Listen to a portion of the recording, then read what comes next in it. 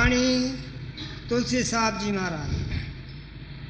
जिनके हृदय गुरु संत नहीं, उन्हें नर अवतार लिया न लिया। जिनके हृदय गुरु संत नहीं, उन्हें नर अवतार लिया न लिया।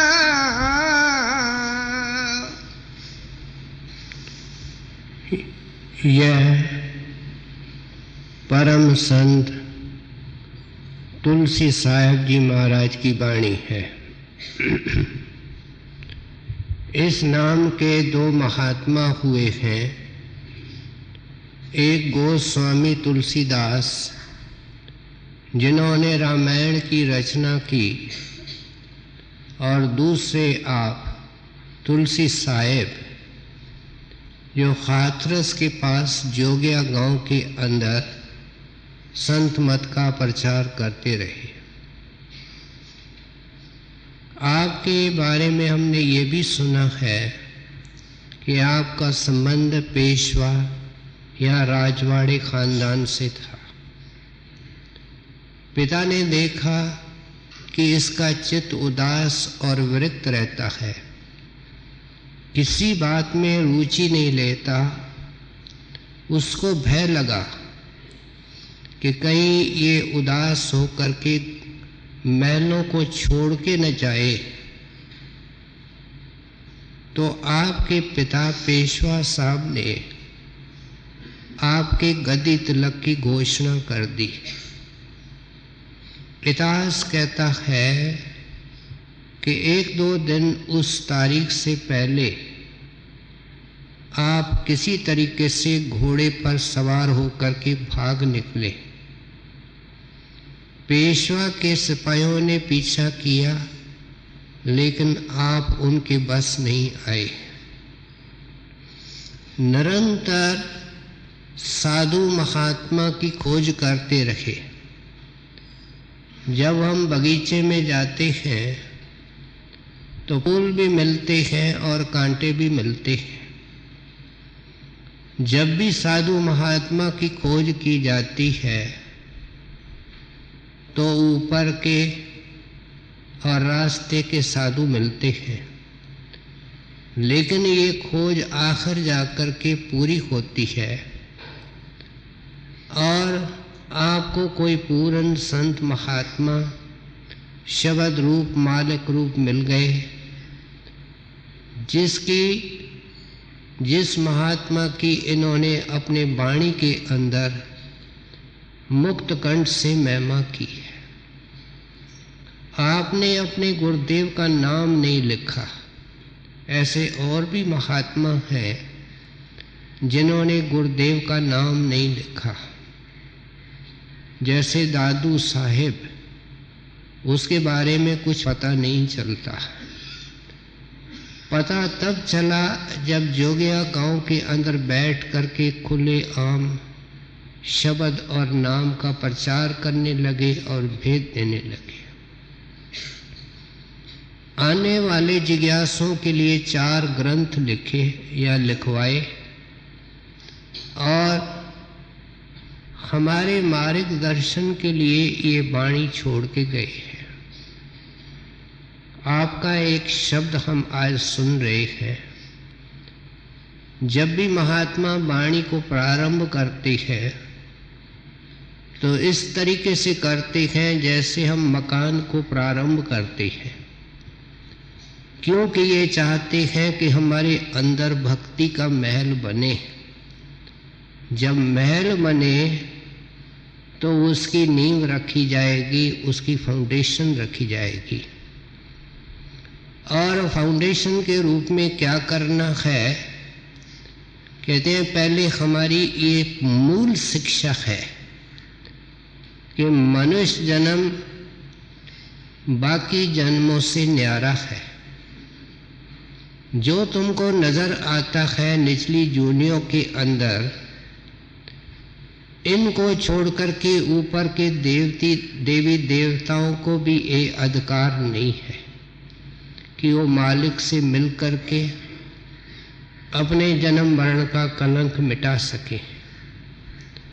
संतों को अफसोस जरूर होता है कि जब जब ये इंसान बने, हमने ये सिंपल सीधी शिक्षा इनके सामने रखी कि मनुष्य जन्म भगवंत के भक्ति के लिए ही परमात्मा खुद देता है, एक अनोखा अवसर है। लेकिन ये मूर्ख लोग, अनजान लोग चूक गए। अब तुलसी साहब कहते हैं तेरे को सुनने का मौका मिला है, पढ़ने का मौका मिला है, और मेरे को चिताने और समझाने का मौका है और हुक्म है। ध्यान देकर के सुन। जिनके हृदय गुरु संत नहीं, तिन नर अवतार लिया न लिया। देखो, इंसान के चोले को एक अवतार से तशबीह कर रहे, क्योंकि इसके अंदर ही परमात्मा ने एक ऐसा गुप्त राज रखा है जिसको प्रकट करके ये सदा के लिए सभी कर्जों को अदा करके उज्जवल मुख निज घर को जा सकता है। हमारे शास्त्रों के अंदर दृष्टांत लिखे हुए हैं और लिखते हैं कि एक आदमी बहुत निर्धन था, बेहद मजबूर, लेकिन कोई साधु उनके यहाँ जाकर के एक रात के लिए या 2 रात के लिए मेहमान होकर के रखा। मजबूरियों के बावजूद भी उसने तन मन से पूरी उनकी सेवा की। साधु की सेवा के लिए सिर्फ धन की जरूरत नहीं होती है, प्रेम की जरूरत होती है, निम्रता की जरूरत होती है, भावना की जरूरत होती है। पैसे के ऊपर तो नौकर भी काम करते हैं। आप साधु जी इतना उनसे खुश हो गए कि चलते वक्त उनको एक पारस का पत्थर दिया। अब उनको समझाते हुए साधु जी कहते हैं कि सुनो बेटा, ये एक विशेष गुण रखने वाला पत्थर है, और अगर तुम इसको लोहे के साथ स्पर्श करोगे, टच करोगे, तो वो लोहा नहीं रहेगा, सोना बनेगा। तुम्हारी दैन्य और तुम्हारी गरीबी पर मुझे तरस आता है, मैं तुम्हारी मदद करने के ख्याल से तुमको ये दे रहा हूँ। लेकिन एक बात का ध्यान रखना कि मैं 3 महीने के लिए तेरे पास छोड़ता हूँ। मेरा 3 महीने का सफ़र या दौरा है। लौटते मैंने ये चीज़ आपसे वापस ले लेनी। अब साधु इस भावना से और उम्मीद से देके गया कि ये निर्धन से बेहद अमीर हो जावे और वो जो कंगाली और रुसवाई में दिन निकाल रहा है उनसे ऊपर उठ जावे। अब ये मूर्ख पहले तो दुनिया के धंधों के अंदर फंसा हुआ था लेकिन जब मंडी के अंदर गया तो बाजार वाले कहने लगे, भाई इस वक्त तो लोहे के दाम बहुत ऊंचे हो रहे हैं, कुछ दिन ठहर जाओ। इसको ये समझ नहीं कि लोहे को सोने करने की क्या कीमत होती है। हमको उस आदमी के ऊपर या उसकी अकल पर अफसोस हो रहा है, लेकिन ये अफसोस हमको अपने अकल पर करना है, क्योंकि हर जन्म में महात्मा जब जब इंसान बने तो ये सिंपल शिक्षा देते आए, आगे चलकर के समझाते हैं कि ये मनुष्य जन्म के अंदर भगवंत की भक्ति करके तुम भगवंत के साथ मिल सकते हो। लेकिन हमने उनको एक मामूली शिक्षा समझा। अब जब महीने के बाद बाजार के अंदर गया तो कहते हैं उसके कपड़े वगैरह देख करके कि कौन से ख्यालों में प्रत्येक हो। आजकल तो अमीर भी लोहा नहीं खरीद कर रहे हैं, बहुत नाम ऊंचे हो रहे हैं, कुछ ठहर जाओ। ये भाव पूछते हुए 30वां महीना निकल गया। उधर साधु इस ख्याल से आ रहा है कि इसने तो सोने के महल डाल दिए होंगे, बहुत खुशहाल हो गया होगा। लेकिन साधु को हैरानी हुई जब उसकी झोंपड़ी देखी, उसकी वो खस्ता हालत देखी। वह पारस लेकर के रवाना हो गया। महापुरुषों ने इसका अर्थ समझाया, बड़े महाराजी समझाया करते थे कि वो मुफलिस इंसान, वो निर्धन इंसान कौन है? ये जीव आत्मा है जो अनेक अनेक जूनियों से निकली है और हर जूनी के अंदर मजबूर है। हम देखते हैं कि सांप बिल में रहता है, उसको डर है और पता है कि मेरे पीछे मौत लटकती है, इसलिए अंधेरे में निकलता है, छुपके से निकलता है और उसको भूख तंग करती है, प्यास तंग करती है। देखिए गहराई के अंदर इंसान सोचता कहाँ है, कहता है मैं बहुत दुखी। लेकिन वह सांप एक इंसान था, उसको संतों ने समझाया कि भाई भक्ति करने के लिए इंसान का चोला मिला है। अब गिर के उसकी हालत क्या हुई है कि जहां से निकलता है मारो मारो की आवाज आती है। दूसरी तरफ हम कहते हैं कि हमको खाने का हक है, हमको पीने का हक है, और उस बेचारे को खाने पीने का हक नहीं दे रही है। कहते हैं देखो, एक बैल को धूप में बांध देते हैं, किसान लोग अगर देखें तो इतने बेरहमी से बैलों को चलाते हैं जिसका कोई अंत नहीं है। जब बैल थक जाते हैं वे उनको डंडे मारते हैं, लेकिन इतने थके होते हैं कि उठ नहीं सकते। वे क्या करते हैं, उनको आरा, लो का आरा मारते हैं, चुपता है, वो खड़े होते हैं फिर चलते हैं। लेकिन चिकना चूर होते हैं फिर बैठ जाते हैं।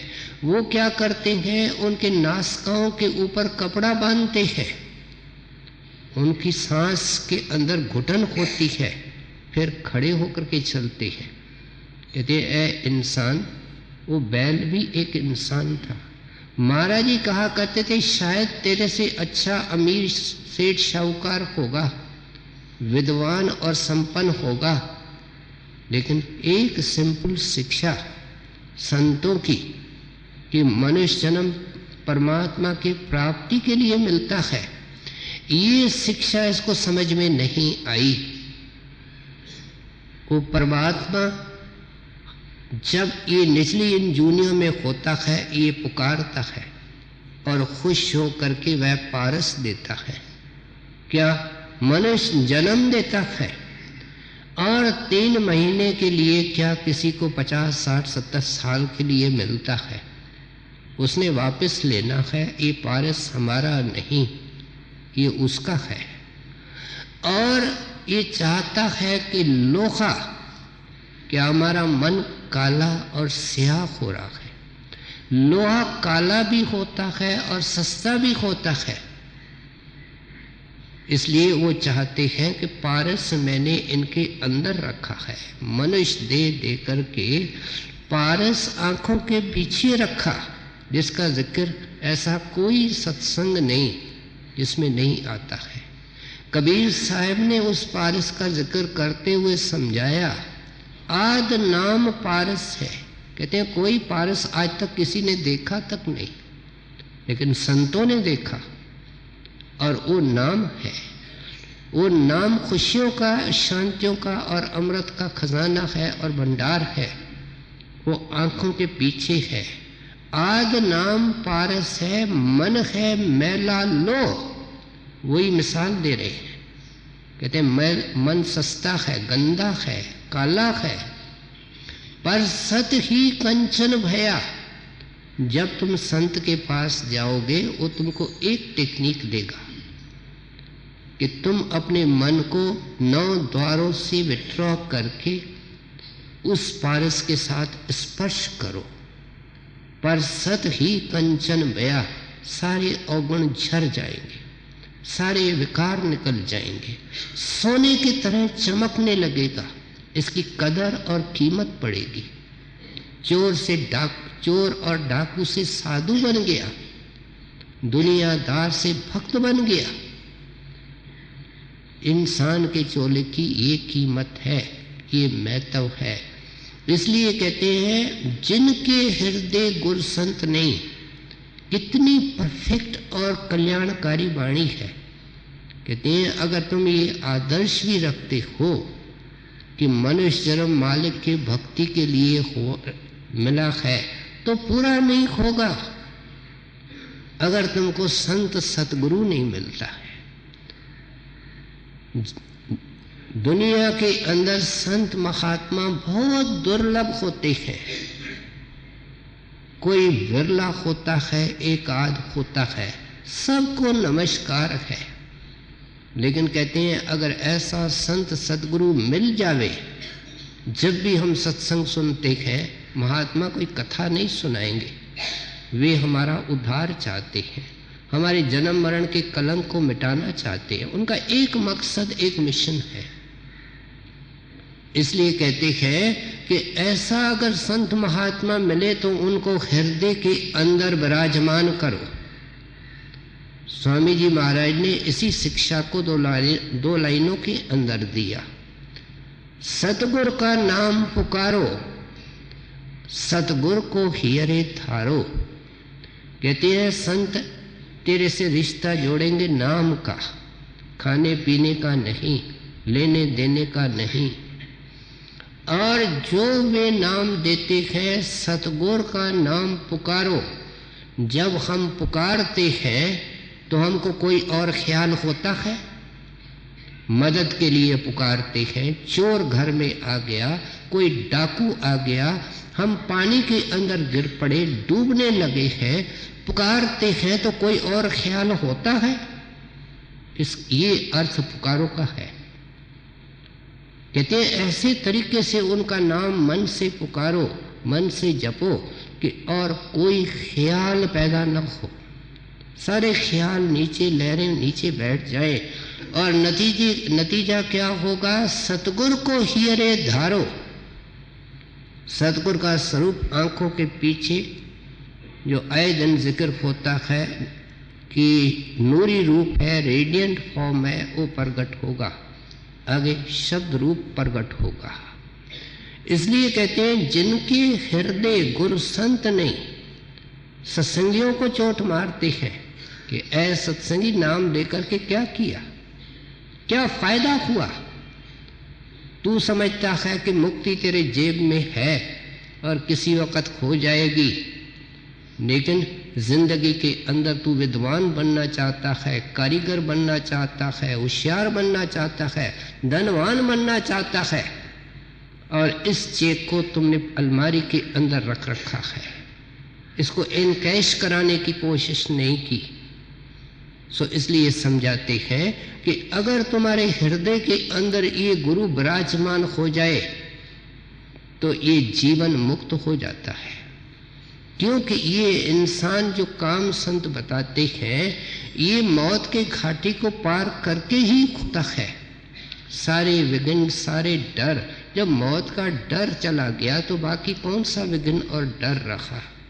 सो इसलिए संत मत को जो एक विशाल सागर है, उसको आपने एक दोहे के अंदर कलम बंद किया है और हमारे सामने रख कर के कहते हैं ये है जिंदगी का मकसद और इस तरीके से ये पूरा होगा।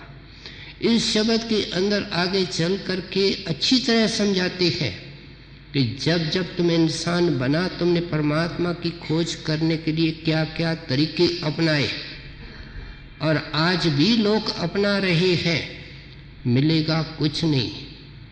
साधन एक है, मंजिल एक है और मार्ग भी उस मंजिल पर जाने का एक है। हम चित्त को एकाग्र करके आपको ध्यान से सुने। जिनके हृदय गुरु संत नहीं, उन्हें नर अवतार लिया न लिया। सूरत विमल विकल नहीं जाके, बहुब के ज्ञान किया न किया।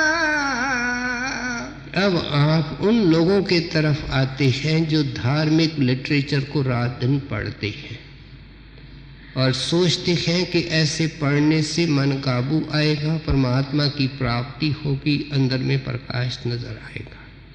कहते हैं बड़े भारी फूल के अंदर है, सूरत बिमल बिकल नहीं जाकी। ऐसे करने से कभी आत्मा निर्मल नहीं हो सकती है, साफ नहीं हो सकती, मन कभी उजला नहीं हो सकता। पढ़ पढ़ पंडित और समझावे, घर जलते की खबर न पावे। कहते हैं कितने भी पढ़ो काम नहीं जाएगा, क्रोध नहीं जाएगा। क्या रावण का चला गया? उसने 4 वेद पढ़े थे, सिर्फ पढ़े नहीं थे। जिस वक्त उनकी टीका करता था तो बड़े बड़े पंडित दंग रह जाते थे कि कितना महान वेदों का टीकाकार है। लेकिन उसके क्रोध की हालत हमने देखी है, उसके काम की हमने सारी उसकी जड़ विनाश की काम था। कहते हैं इस तरीके से मन के विकार झड़ते नहीं है, निकलते नहीं है। ये जो ग्रंथ पोथियां वेद शास्त्र है, ये संतों महात्माओं ने किसी पर्पस से लिखी है कि हमारे सामने लक्ष्य आवे। ज्ञान 2 किस्म का होता है, एक वाचक होता है, दूसरा लक्ष्य होता है। एक अक्षरी होता है, एक आंतरिक होता है। ये ग्रंथों पोथियों को सिर्फ पढ़ना और पढ़ करके सुनाना, कहते हैं ये वाचक ज्ञान है। और वाचक ज्ञान के पास कुछ भी नहीं होता है। बहुत सारे वाचक ज्ञानी तो यहाँ तो अहंकार के कारण इसको अपनाते हैं, यहाँ रोजगार के कारण अपनाते हैं। इसके अंदर कोई रूहानियत या परमार्थ नहीं होता है। सो इसलिए आप उपदेश करते हैं। 4 आपकी वाणी है, 4 18 9 पढ़े, खट पढ़ खोया मूल। कहते हैं कोई 4 वेद पढ़े, 18 पुराण पढ़े, 9 व्याकरण पढ़े, लेकिन अपने मूल को खो करके जाएगा। मूल क्या? श्वासों की पूंजी। कोई इंसान से पूछो कि कीमती में कीमती चीज क्या है, तो आम दुनिया का आदमी कहता है वक़्त, क्योंकि पैसा वक़्त वापस नहीं मिल सकता। हर एक चीज मिल सकती है, लेकिन जो आज की घड़ी निकल रही है वो नहीं मिल सकती है। लेकिन संत कुछ और बात जोड़ते हैं। वक़्त वह कीमती है और लाभकारी है जो भक्ति के अंदर निकलता है। संसारी को इतना पता है कि वक्त कीमती है, लेकिन भक्त को इतना पता है कि वक्त वह कीमती है जो भक्ति में निकलता है। हमने इस इतवार को सुना था, आकाश से बूंदें निकलती हैं। क्या वो बूंद सांप के मुख में जाती है और जहर बन जाती है? सीपी के मुख में जाती है, मोती बन जाता है। ये हिसाब है वक़्त का। दुनियादारी के अंदर निकल गया तो सांप के मुख में चला गया, भक्ति के अंदर लगा तो सीपी के मुंह में चला गया। इसलिए आप समझाते हैं 4 18 9 पढ़े, खटपड़ खोया मूल। सारी जिंदगी तबाह हो गई, वैरत चली गई। सुरत शब्द चीने बिना, कहते हैं जब तक तुम्हारी सुरत सिमट करके उस शब्द को नहीं टच करती है, पहचानती नहीं है, चीने बिना जो पंछी चंडूल। कहते हैं जंगल के अंदर एक चिड़ी रहती है, पंछी रहता है। वो क्या करता है, मालिक की उसके अंदर ऊपर ये देन दी है कि जो भी जानवर बोलेगा उसकी आवाज की नकल करके वापस वो आवाज पैदा करता है।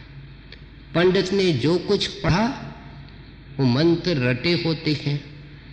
मुसलमानों में हाफिज होते हैं, उनको अपने ग्रंथ बर ज़बान याद होते हैं। जब बोलते हैं तो सुनने वाले दंग रह जाते हैं, बड़े ज्ञानी हैं।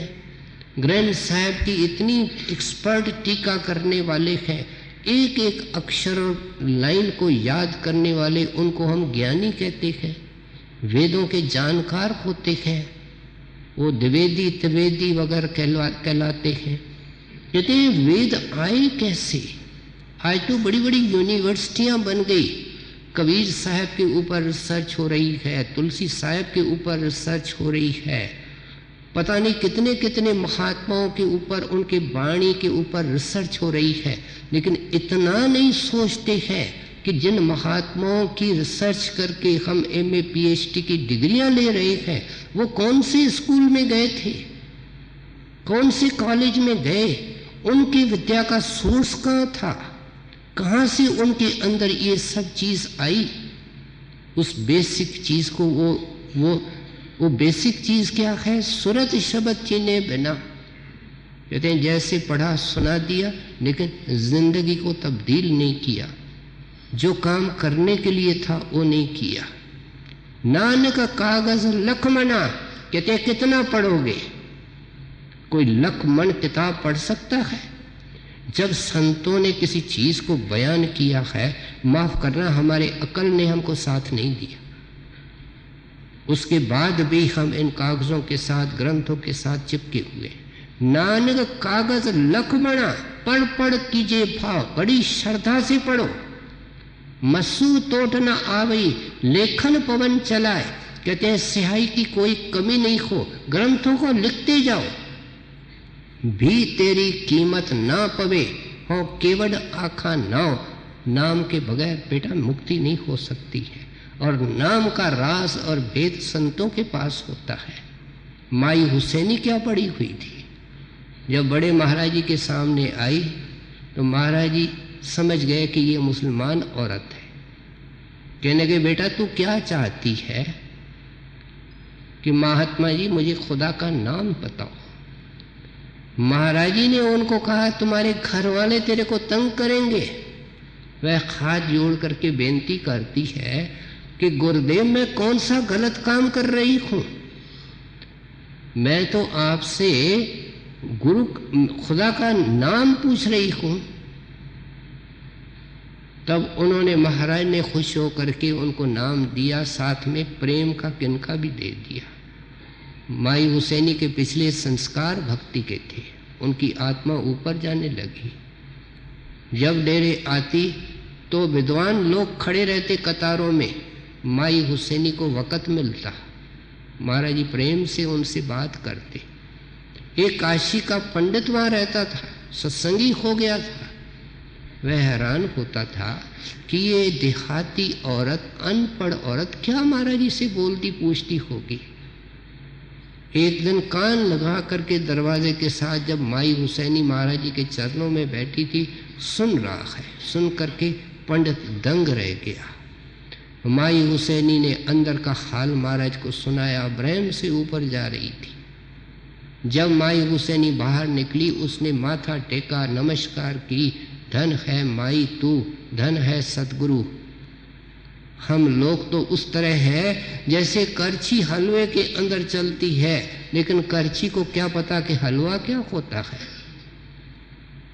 ये ऋषियों मुनियों ने अभ्यास किया और उनके अंदर ओम की धुन पैदा हुई, उसके कारण ज्ञान पैदा हुआ।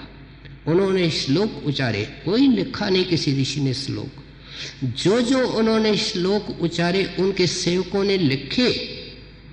लेकिन हम स्वार्थी लोगों ने क्या किया कि मिलते जुलते श्लोक उनके अंदर इंटरपोलेट कर दिए, जोड़ दिए। कहते हैं एक एक महात्मा का जो ग्रंथ है उसका असली राज ये है कि अंदर जाओ, अंदर में खुशी और शांति है। सूरत बिमल बिकल नहीं जाके, बहुबके ज्ञान किया न किया, कर्म काल बस उद्र निहारा, जग बिछे मूढ़े जिया न जिया। देखो संतों ने क्या क्या हमको कहा, मूढ़ कह रहे।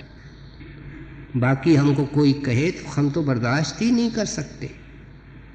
कहते हैं देखो तुम पशुओं के तरफ और अपने तरफ, तुमको परमात्मा ने अपने अनुरूप बनाया, अपने शक्ल पर बनाया। यहूदी शास्त्र कहते हैं man is the image of God. Christ ने कहा, क्या उसको शराब पीने के लिए बनाया? अपनी शक्ल पर बनाया। क्या उसको उन्होंने मांस मछली खाने और हराम की रोटियां खाने के लिए बनाया? उन्होंने बनाया कि ये एक कदम और उठावे और मेरे पास आवे। गुरु साहब ने कहा पौड़ी छुटके हाथ न आवे। तेरी पौड़ी कई बार छूट चुकी है, क्या तेरा पांव फिसल चुका है? जब कभी तो इंसान बना फिर वापस नहीं इंसान बनेगा। इसलिए आप उपदेश करते हैं कि आम इंसान क्या, आम सत्संगी की ये हालत है जो पशुओं जैसी हालत है। जे हैं घट प्रीत न प्रेम रस, पुन रसना नहीं नाम, ते नर पशु संसार में उपज करें बेकाम। कहते हैं पशु को 4 पैर होते हैं, तू 2 पैर वाला पशु है। तो केवल पेट भरना जानता है, बच्चों का पेट भरना जानता है, अपने को पॉलिश और मालिश करता है, घर को सजाता है, भक्ति तो नहीं है। जय घट प्रीत न प्रेम रस, जिसके घट के अंदर प्रेम और प्रीत होगी उसका तो नाम ही नाम होगा। है तेरे अंदर सत्संगी? पूछ अपने आप से सवाल, अपने आप को तोड़ने की कोशिश कर। महात्मा तो सीधा सवाल करते, अगर नहीं है तो तू मूढ़ है, तू मुक्त है। हमको वापस उस नुक्ते पर लाते हैं कि जिंदगी का एक एक श्वास मालिक के भक्ति के अंदर लगाना है।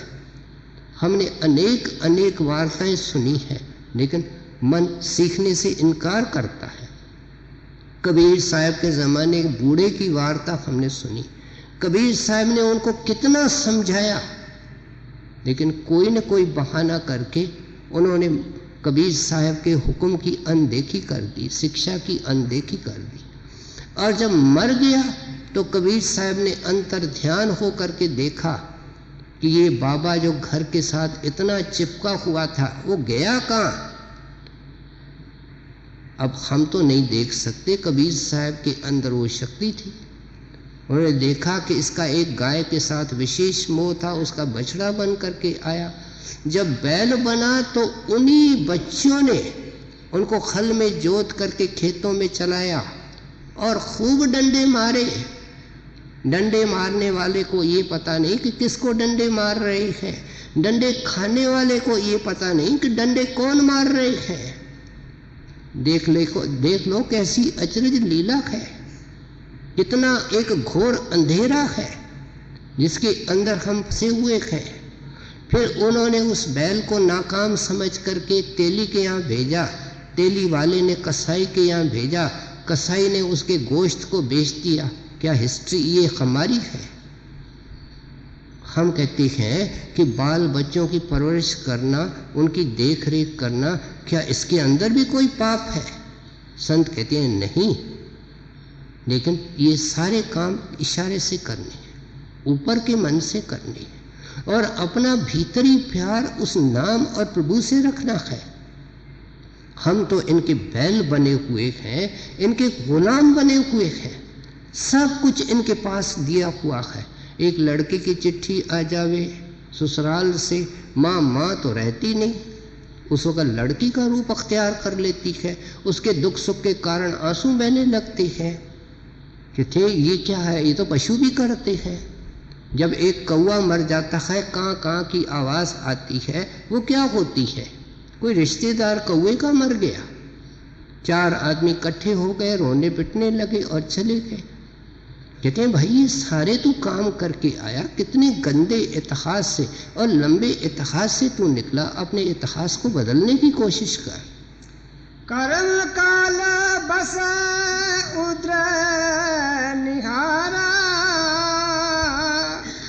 जग बिचै मूढ़े जिया न जिया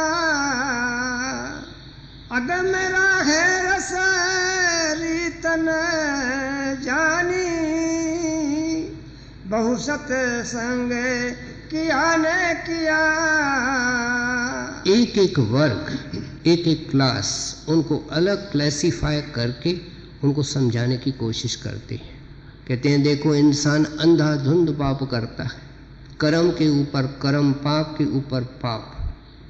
जो भी चीज़ हमको परमात्मा से दूर करती है वो पाप है, जो उसके नज़दीक ले जाता है वो शुभ है, वो भक्ति है। कहते हैं कितनी सिंपल कसौटी है, जो तुम बोलते हो उसकी चौकीदारी अपने आप हो जाएगी। ये बोलना ज़रूरी भी है क्या? बहुत सारी बोलने से उपाधि होती है, महंगाई की रट हो रही है लेकिन बोलने की सस्ताई हो रही है।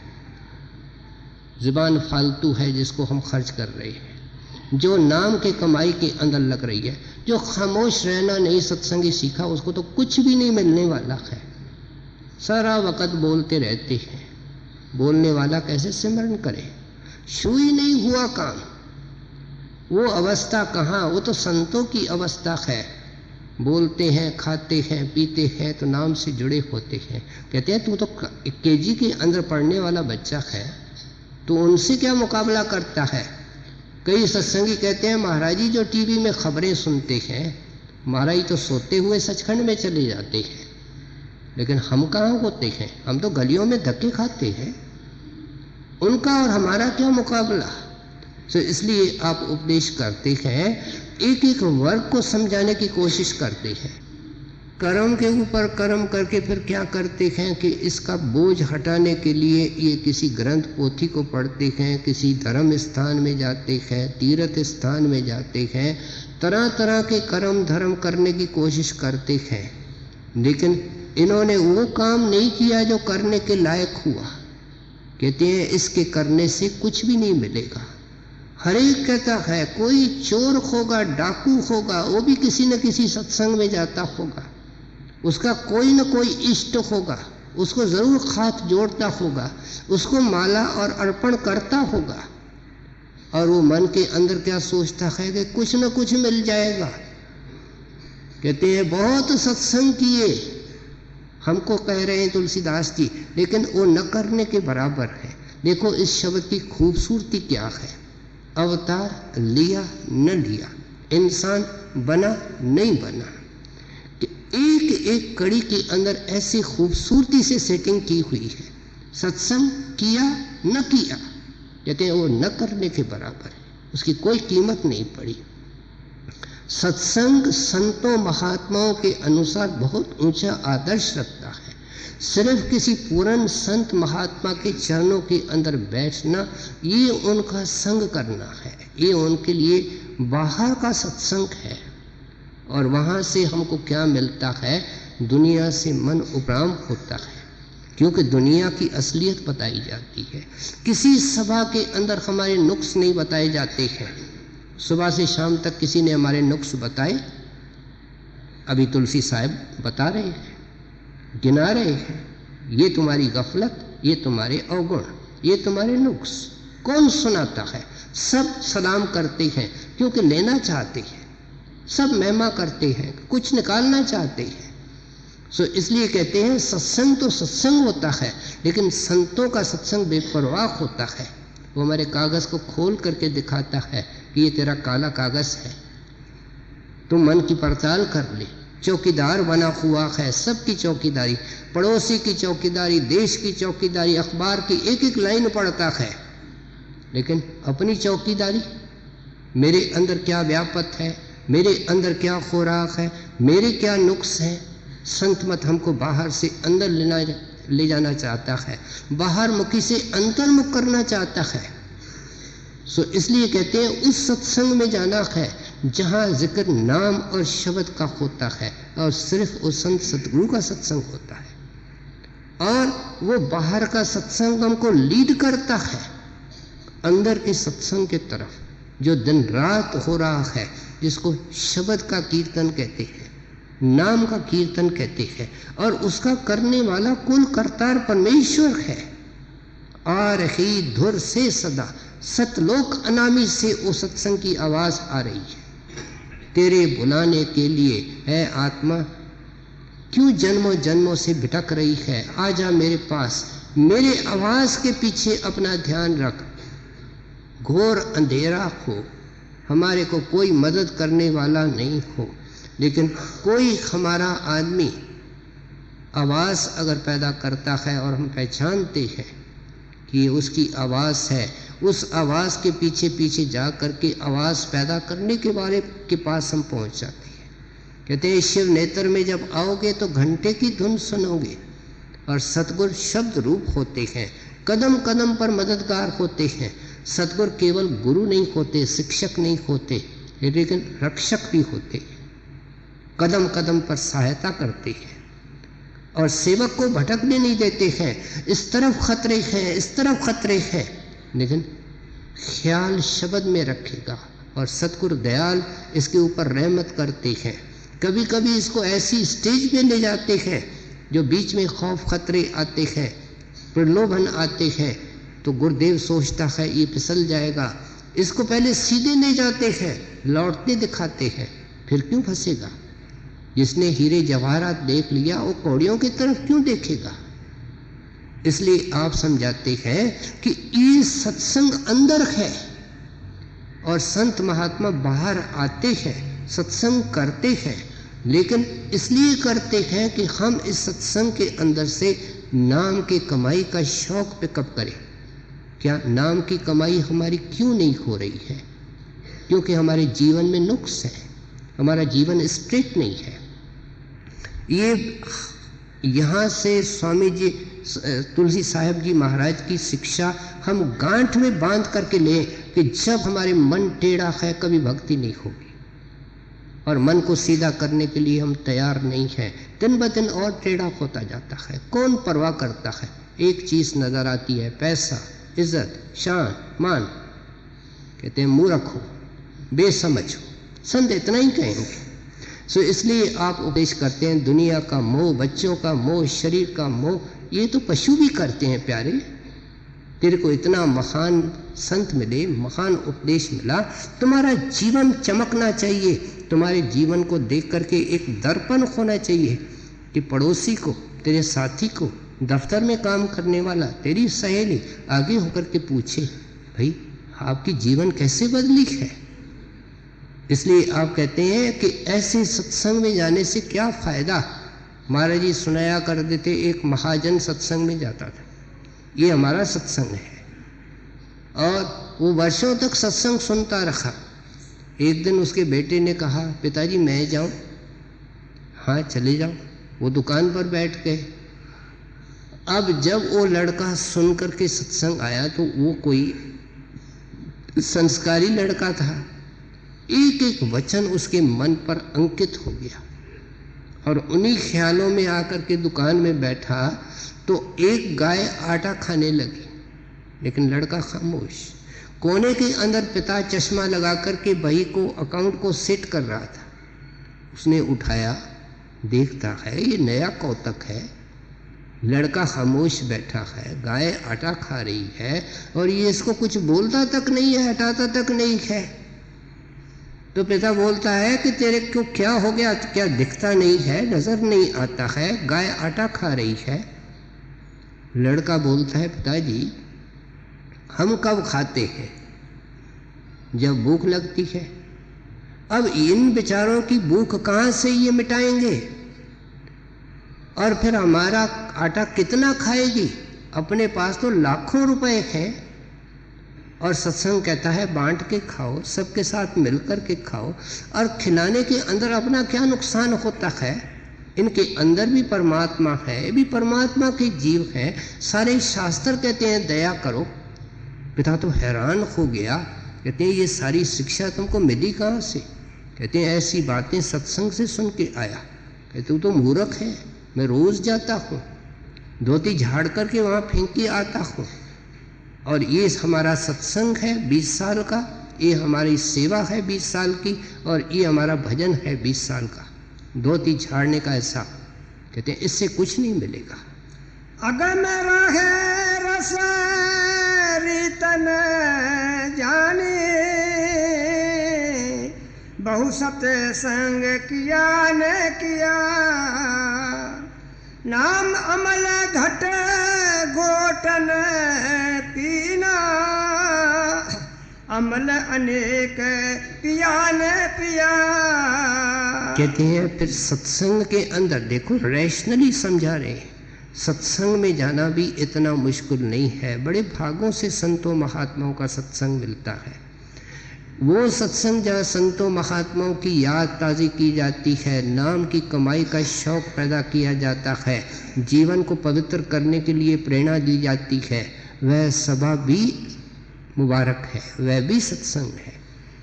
कहते हैं फिर सत्संग करना इतना मुश्किल नहीं, सेवा करना इतना मुश्किल नहीं, लेकिन ये सत्संग और सेवा का मुद्दा क्या है, पर्पस क्या है कि हम एकांत के अंदर बैठ करके नाम की कमाई करें। एक एक बहन भाई ये कहता है कि भजन नहीं होता, भजन नहीं होता। संत कहते तू भजन करना नहीं चाहता। जवाब तो उनका सीधा है, तू तो संसारी है, ये तो कोई मालिक का प्यारा भजन कर सकता है। पहले संसार का मोह छोड़ तो मालिक का भजन हो। हर एक कहता है मुझे फुर्सत नहीं, अगर फुर्सत है तो सब बात के लिए है।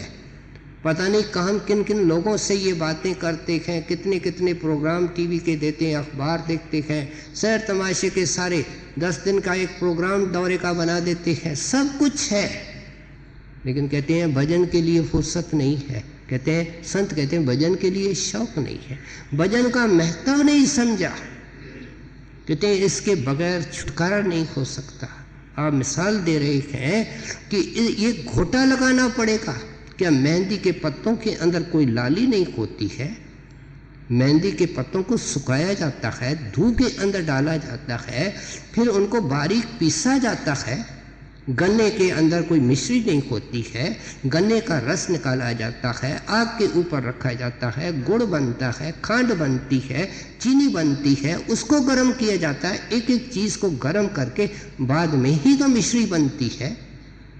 कहते हैं भजन तो इस तरीके से है, और जब ये करेगा फिर तेरे को पता लगेगा कि गुरु कौन है, नाम क्या है। नाम अमल घट गोटन पीना, अमल अनेक पिया न पिया। मोटे मात जात जिंदगी में, सिरधर पैर छुआ न छुआ। तुलसीदास साध नहीं चीना, तन मन धन दिया न दिया। हर एक इंसान के पास तन है, तन के अंदर मन है, और मन कहता है धन चाहिए, धन चाहिए। धन सिर्फ पैसा नहीं है, धन के अंदर सब कुछ आ जाता है।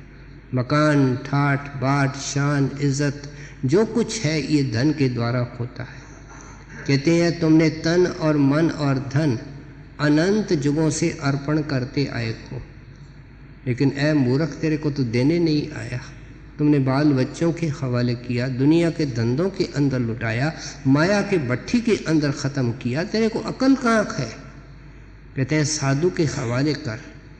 अगर एक आदमी ने सारी ज़िंदगी खून पसीना एक करके, बेचारा बाबू है और उसने 50,000 रुपये इकट्ठे किए हैं और घर में रखने से डरता है, तो क्या करेगा?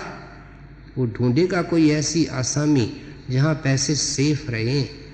अगर एक करोड़पति के पास चला जाता है, कहता है भाई कितने पैसे? 50,000। मैं तो रखता नहीं, मेहरबानी करो, मेरे ऊपर दया करो, इनको रख लो। अगर उनके पास रख कर के आता है तो सिरहाने के ऊपर निश्चिंत होकर के सोता है, क्योंकि उसको पता है ब्याज भी देगा और पैसा भी देगा। लेकिन ऐसे व्यापारी को पैसा दे आवे जो उसके पूंजी के ऊपर व्यापार करता है, कहते हैं फिर जान के लाले पड़ते हैं, वो पूंजी भी चली जाती है। कहते हैं तुमने यही धंधा किया है। उस अमीर को पैसे कभी नहीं दिए, तन मन धन दिया ही नहीं। और वो भगवंत का रूप है और सतगुरु है, उसके हवाले कहाँ किया। कुछ लोग देश की सेवा करते हैं, समाज की सेवा करते हैं और दावा करते हैं कि हम निष्काम सेवा करते हैं। क्या हमारी कोई कामना नहीं, माफ करना, कोई कदम हम कामना के बगैर नहीं उठा सकते, कोई ख्याल बगैर कामना के नहीं हो सकता। उसके पीछे सूक्ष्म इच्छा होती है। जब ख्याल सिमरन करके परिपक्व हो जाता है और शब्द आना शुरू होता है, फिर कामना रहित ये होता है, फिर निष्काम इसके काम होते हैं। फिर बाल बच्चों की सेवा, दुनिया के धंधे, इनकी मैल इसको नहीं लगती है। बाकी उसके नीचे नीचे तो ये केवल मन का एक दुख और तसल्ली है कि हम निष्काम सेवा कर रहे हैं। जहाँ तक मन है निष्काम का सेवा हो नहीं सकती। तन को अर्पण करना क्या है, इस तन से पूरा पूरा फायदा लेना है। बार बार सेवा के लिए कहा जाता है क्योंकि हम दुनिया की सेवा तो कितने घंटे करते हैं और कितने जन्मों और युगों से करते आए हैं। ये मौका मिला है साथ संगत के अंदर आकर के, बार बार कहा जाता है। बड़े महाराज जी कहते थे, हजूर महाराज कहते थे, बड़े भाग होते हैं कि संगत की सेवा मिलती है। इसलिए कहते हैं तन को साथ संगत के सेवा के अंदर लगाओ। जब भजन के अंदर बैठो तो तन के अंदर बेआरामी होगी, बेचैनी होगी। तन सतगुरु का समझ करके उसको सहन करो। और मन के अंदर गुरु का प्यार, एक शक्ल, एक प्यार बाहर से चलता है, ऊपर से चलता है। मन किसी चीज़ में नहीं, न वस्त्र में है, न खाने में है, न मिलने में है, न यारों में है, न दोस्तों में है, न कुछ देखना चाहता है, न कुछ सुनना चाहता है, कुछ नहीं चाहता है। चाहता है तो अंदर का शब्द चाहता है, चाहता है तो अंदर का दर्शन चाहता है। क्योंकि बाहर के दर्शन से शांति मिलती है लेकिन तृप्ति नहीं होती है। वो तृप्ति तो अंदर के शब्द से, अंदर के शब्द और दर्शन से होती है। सो इसलिए आप समझाते हैं कि तन मन धन तुमने दिया, न देने के बराबर तुमने दिया। अगर देना है तो उस समर्थ को दो। मन बेचे सतगुरु के पास, फिर क्या होगा। तिस सेवक के कार्य रास, कहते तेरा कार्य देखो कहाँ पड़ा है। तू 84 के लिए तैयारी कर रहा है, 84 से निकल के आया है, नरकों से निकल के आया, नरकों की तैयारी कर रहा है। माफ़ करना, हम सत्संगी कहलाते हैं, पता नहीं कौन कौन से भयंकर कर्म हो रहे हैं, सत्संगी बहन भाई कर रहे हैं, सुन करके बाल खड़े हो जाते हैं। दुनिया हैरान हो जाती है, क्या ये संतों के जीव हैं, क्या कर रहे हैं। कहते हैं तन को मिसयूज कर रहे हैं, मन को मिसयूज कर रहे हैं, धन को मिसयूज कर रहे हैं। इन मूर्खों को इतने समझाते हुए अकल नहीं आ रही है। संत आप देखो अपने ज़िंदगी के अंदर 30 साल, 40 साल, 50 साल समझाते रहे, जाते वक्त कितने डंके की चोट वाणी के ऊपर, वाणी के अंदर लिख के गए हैं। लेकिन हम कितने डीठ हैं कि हम सुनने समझने से इनकार करते हैं। इसलिए आप समझाते हैं कि अब डेडिकेट करो, अपनी ज़िंदगी को अर्पण करो, तो संतों के हवाले करो और वो तुमको देखो किस तरह भर भर के देते हैं। तुलसीदास साधन नहीं चीना, तन मन धन दिया न दिया।